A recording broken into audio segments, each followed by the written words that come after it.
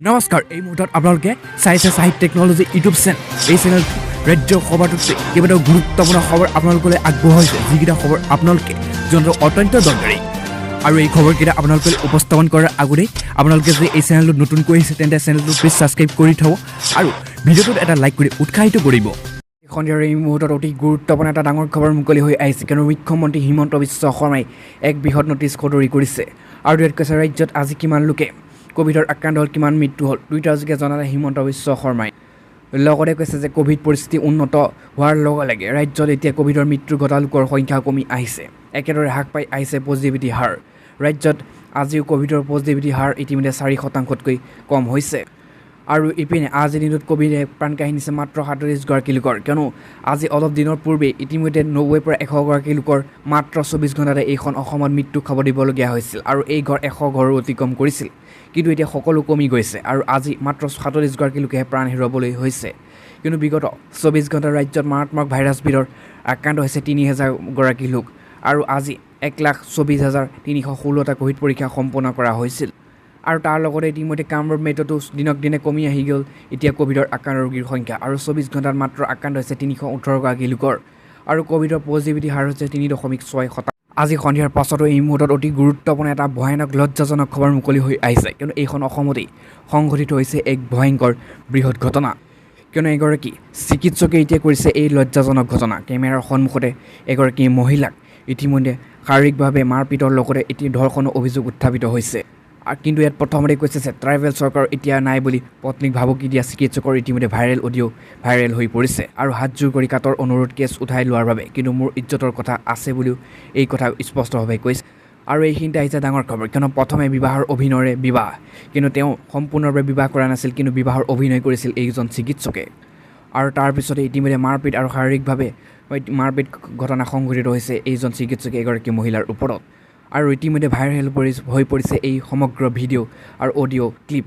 কিয়নো এতিয়া ফাদিল হৈছে এজন চিকিৎসকৰ এই ভয়ংকৰ লজ্জাজিত কুকাণ্ড ইয়াৰ পাছতো এই মুহূৰ্তত আজি দিনটোৰ সকলোতকৈ ডাঙৰ গুৰুত্বপূৰ্ণ ব্ৰেকিং নিউজটোৱে মুকলি হৈ আহিছে কিন্তু সকলো জল্পনা কল্পনা অন্ত অৱশেষত এক বৃহৎ সিদ্ধান্ত উপনীত হৈছে কিন্তু ভাৰতৰ বিভিন্ন ৰাজ্যৰ লগতে অসমতো কৰোণাৰ সংহাৰ কমি আহিছে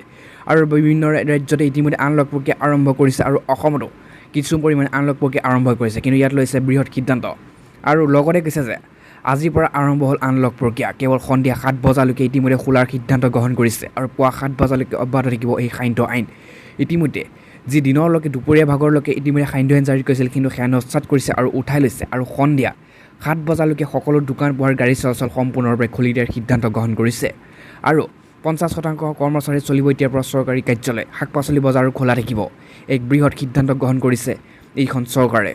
কিয়নো এটা স্পষ্টভাৱে কোৱা হৈছে যে সন্ধিয়া ইতিমধ্যে আৰম্ভ হৈছে আনলক প্ৰক্ৰিয়া কেৱল সন্ধিয়া 7 বজালৈকে খোলা থাকিব সকলো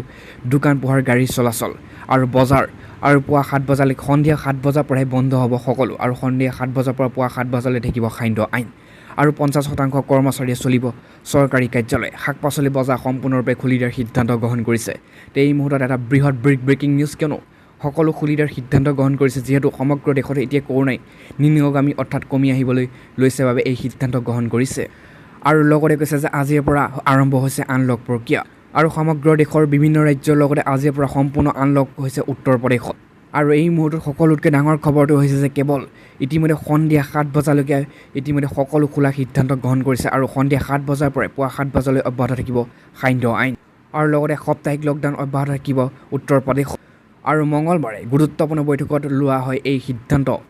আৰু বিভিন্ন কিছুমান গাইডলাইন জাৰি কৰিছে কিন্তু তাৰ মাজেৰে এই আৰম্ভ হৈছে আনলক প্ৰক্ৰিয়া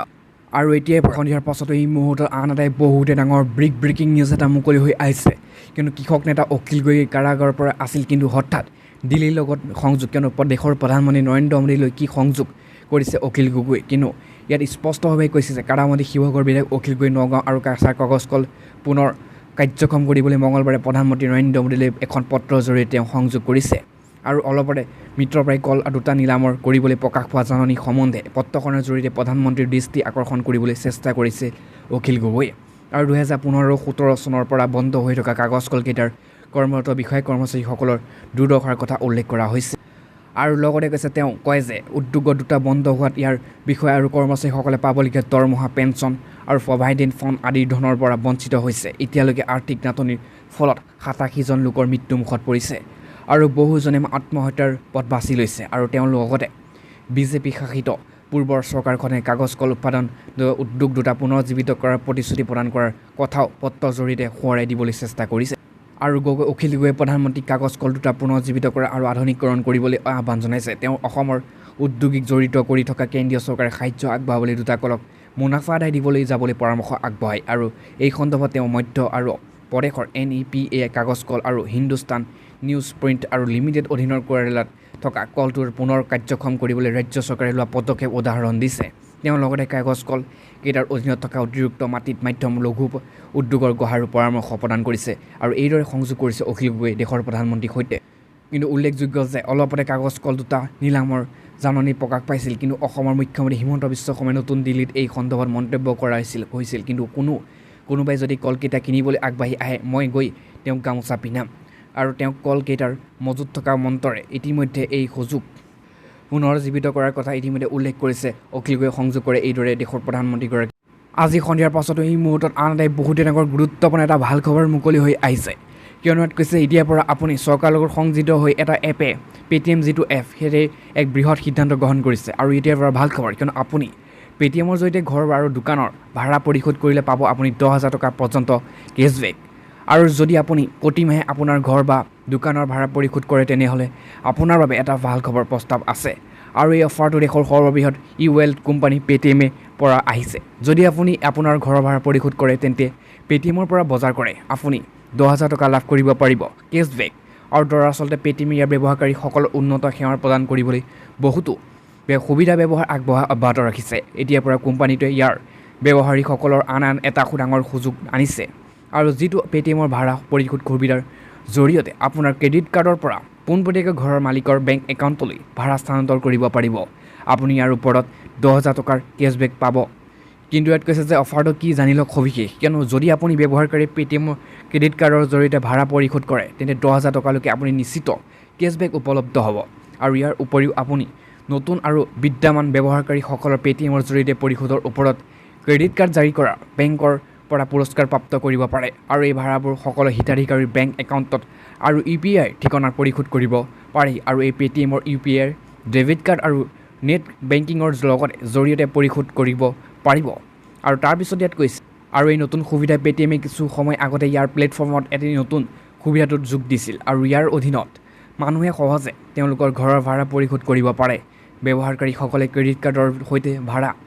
আৰু পৰিশোধ কৰিলে ঘৰৰ মালিকৰ বেংকৰ সৈতে তেওঁলোকৰ ঘৰৰ মালিকৰ একাউণ্টৰ পোনপটীয়াকৈ প্ৰৱেশ কৰিব। ব্যৱহাৰকাৰীসকলে যদি পেটিএমৰ জৰিয়তে ক্ৰেডিট কাৰ্ডৰ জৰিয়তে ভাড়া পৰিশোধ কৰে তেন্তে তেওঁলোকৰ 1% অতিৰিক্ত মাচুল পৰিশোধ কৰিব লাগিব। ব্যৱহাৰকাৰীসকলে ইয়াক বাবে কেছবেক বা পুৰস্কাৰ দিয়া হ'ব। আৰু ইপিনে পৰিশোধ কেনেদৰে কৰিব লাগিব তাকো জানি লওক, কিয়নো ইয়াত কৈছে প্ৰথমে আপুনি পেটিএমলৈ যাব লাগিব আৰু শ্ব' মোৰ ক্লিক কৰিব লাগিব। এতিয়া আপুনি ৰিচাৰ্জ কৰিবলৈ আৰু ৰিচাৰ্জ এণ্ড পে' বিল পৰিশোধ কৰিব লাগিব। আৰু এতিয়া আপুনি ভাড়া পৰিশোধ কৰক আৰু তাৰপিছতে আপুনি পৰিশোধ বিকল্প যাব, য'ৰ পৰা আপুনি পৰিশোধ কৰিব পাৰে। আৰু ইয়াৰ আপুনি পূৰ্বৱৰ্তী সকলো ভাড়া পৰিশোধ ট্ৰেক কৰিবলৈ সক্ষম।